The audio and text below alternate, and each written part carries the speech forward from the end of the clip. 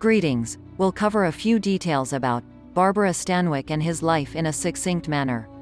Here is a short rundown of his early years, education, career, persona, notable works, accolades, and demise. Actress, model, and dancer Barbara Stanwyck was of Canadian and American descent. During her 60-year professional career as a theater, film, and television actress, she was renowned for her flexibility and strong, realistic screen presence. Also known as Ruby Catherine Stevens, famous as actress known for her renown for her flexibility and strong, realistic screen presence. Born July 16, 1907, Brooklyn, New York, United States. Died January 20, 1990, Providence St. John's Health Center, Santa Monica Emergency Room, Santa Monica, California, United States. Father: Byron E. Stevens. Mother: Catherine Ann Stevens. Spouses: Robert Taylor, Frank Fay. Children: Anthony Dion Fay. Place of death: Santa Monica, California, United States. Awards: Honorary Oscar, 1982, height, 1.65 meters.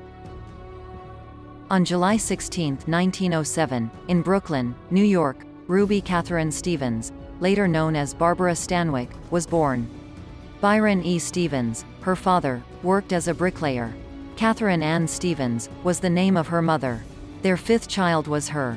Catherine passed away from complications related to a miscarriage when Ruby was 4 years old.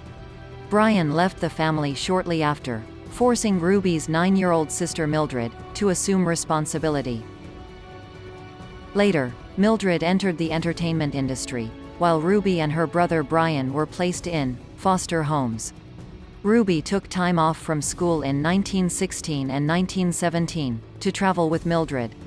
During this time, she started to develop the desire to perform. She watched movies with the little money she had. She began smoking when she was 9 years old.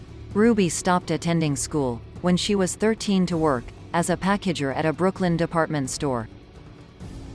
She then took on a number of positions, including card filing at the Brooklyn Telephone, draping for Vogue magazine, and typing for the Jerome H. Remick Music Company. Her true objective, though, was to go into show business. Mildred tried to talk her out of it, but eventually gave up. Ruby was hired as a dancer in the Ziegfeld Follies on Broadway at the age of 16. After the play finished in 1924, she started working as a chorus girl at a nightclub run by Texas Guinan, performing there from 12 a.m. to 7 a.m. She was occasionally compelled to provide dance lessons at a speakeasy for gays and lesbians. Ruby started her acting career on October 20, 1926, when she was cast as the principal cabaret dancer in the film, The Noose. She gave herself a new identity for the role by fusing her own first name, Barbara Frietchie, with the last name of the play's leading lady from London, Jane Stanwyck. The program lasted 9 months. She then received a second leading part in the Broadway production of Burlesque in 1927. Her reputation as a Broadway star was cemented during its 2-year run. She also appeared in the silent movie, Broadway Nights, in the same year as a fan dancer, although she was not given any credit for the role. As a result, her actual cinema career officially began in 1929 when she was cast as Ann Carter in the talkie movie, Locked Door. She also had a film called Mexican Rose, released that year. Sadly, neither movie was a box office success. She was chosen to play Kay Arnold in Frank Capra's 1930 romantic drama movie, Ladies of Leisure. Although the movie garnered favorable reviews, Barbara Stanwyck was singled out, and as a result, she rose to fame. A few other hit movies, including Illicit, 10 Cents a Dance, Stolen Jewels, Night Nurse, and The Miracle Woman, were released. After the first one, all released in 1931, she was finally elevated to the A-list of Hollywood celebrities with the 1931 release of Forbidden, another picture directed by Frank Capra. Stanwyck was a skilled performer who could portray several types of characters with ease. She portrayed a Midwest farmer in So Big, 1932, a driven woman in Babyface, 1933, a bank robber with a revolver, in Ladies They Talk About, 1933, and a selfless woman in Stella Dallas, 1937. Another factor that made Stella Dallas significant was the fact that it earned her first Academy Award nomination. Her portrayal of Molly Monahan in Union Pacific, 1939, received a lot of praise. For Stanwyck, the 1940s were a prosperous decade as well. It began with the well-received 1940 song, Remember the Night. She was nominated for an Oscar again the following year, for her portrayal of Catherine Sugarpuss O'Shea in the comedy drama, Ball of Fire, 1941.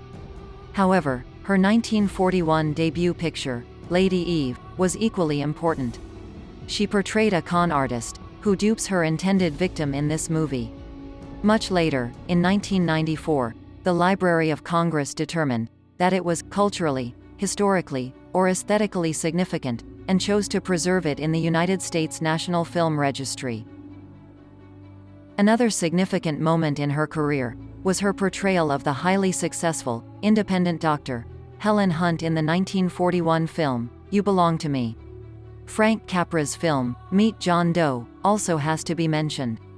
Following these movies came similarly successful projects, like The Gay Sisters, 1942, Flesh and Fantasy, 1943, and Lady of Burlesque, 1943. The final one generated a $650,000 profit. She had another great hit in 1944, with Double Indemnity. She played the part of Phyllis Dietrichson in this scene, who encouraged a lusty insurance salesman to murder her husband. She received her third Oscar nomination for the movie. In 1948, she was nominated for an Oscar, for the fourth time for her performance, as the tragic wife Leona Stevenson in the movie, Sorry, Wrong Number. She had quite a few hits in the interim. She portrayed a journalist caught up in a white lie in Christmas in Connecticut, 1945, and a concert pianist who is destined, in The Other Love, 1947. Stanwyck appeared in 85 movies over the course of her career, which lasted from 1927 to 1964. Her popularity held steady despite her advanced age. Stanwyck married Frank Fay, her burlesque co-star, on August 26, 1928. They adopted Anthony Dion Fay, their lone child, in 1932. However, the marriage did not last, and on December 30, 1935, the couple filed for divorce. Their adopted son's custody was awarded to Stanwyck, but as he grew older, he distanced himself from them. After 3 years of dating, Stanwyck wed Robert Taylor on May 14, 1939. Despite having a good time, they mutually chose to split in 1950. Stanwyck initiated the divorce proceedings, at Taylor's request. Finally divorcing in February 1951, the couple. She kept busy with her charitable activity, after quitting her job in 1986. Her 1944 film, Double Indemnity, is arguably her best. It is widely considered as a classic, and the U.S. Library of Congress designated it culturally, historically, or aesthetically significant in 1992.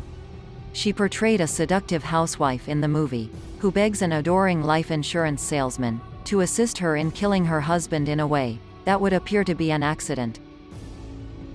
Barbara Stanwyck was nominated for 4 Academy Awards in the category of Best Actress in a Leading Role, but didn't take home any.